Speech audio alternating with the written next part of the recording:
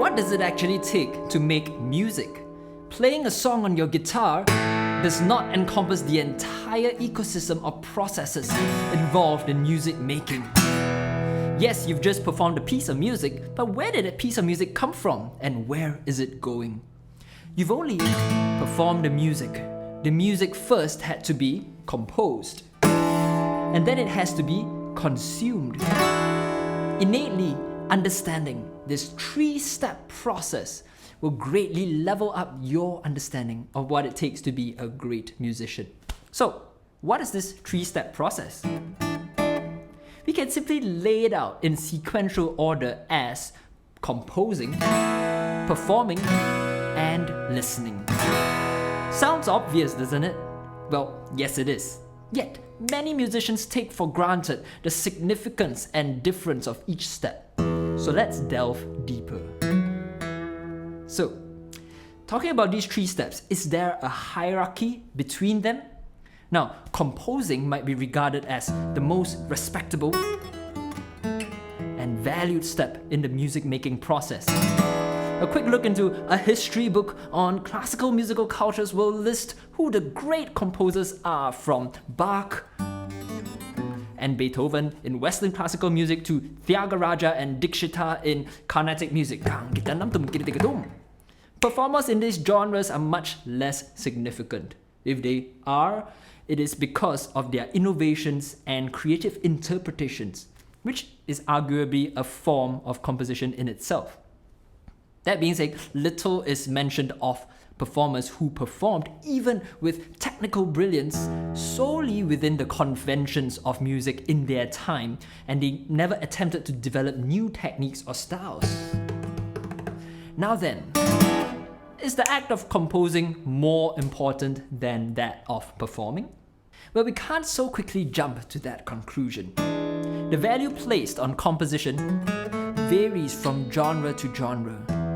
In pop music, it is commonplace for artists to perform music written by dedicated songwriters. And these performers are much more celebrated than the name credited for writing the song. Now, in rock music, on the other hand, it is expected that artists write their own music, as that is what embodies the genre of rock itself. Rock musicians are celebrated for pouring out their personal lived experiences and emotions into poetry and song. Then we have genres like jazz, where artists are celebrated for their technical mastery and improvisational skills. Creative interpretation of an established repertoire of jazz standards is what sets aside an excellent jazz musician from a mediocre one. So we don't hear much of dedicated jazz composers. And that's because spontaneous creation or improvisation is at the heart of the genre of jazz. It is a performance-based tradition. So now we can see that the value placed upon composing and performing differs based on the style of music that you play. So you need to be aware of these differences in order to be a great musician within your genre. Now, how about listening, which is the third process? All right, I didn't forget about this third step in the music making process, listening. This is an essential component and one often overlooked. No one ever talks about the listeners of music in a music textbook. Why would you want to study about who the audiences of a rock or classical concert are? But music is created for people to listen to. And with that in mind, perhaps music cannot exist if there's no one to listen to it.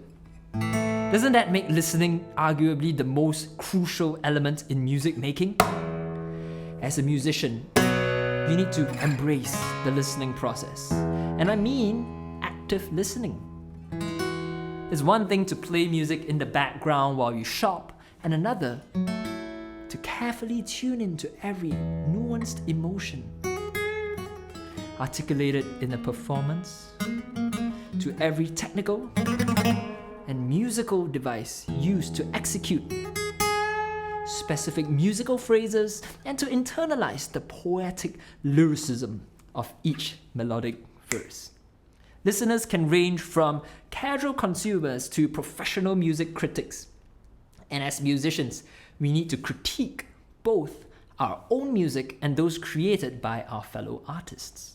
In turn, we need to use this critique to inform and develop our own music practice. So now let's talk about putting all this knowledge into practice. Are you ready to be a complete musician?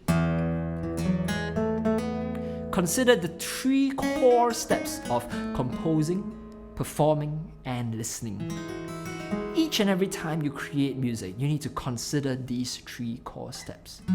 In what ways are you embodying each of those roles, and how can you hone your skills in each of them separately and collectively? How does the genre of music that you play inform the value placed on each of these steps? These are questions I need you as a musician to think about and answer for yourself. I can't answer them for you. The more you consider these questions for yourself, then the better poised you are to take on your exciting journey of becoming a great musician.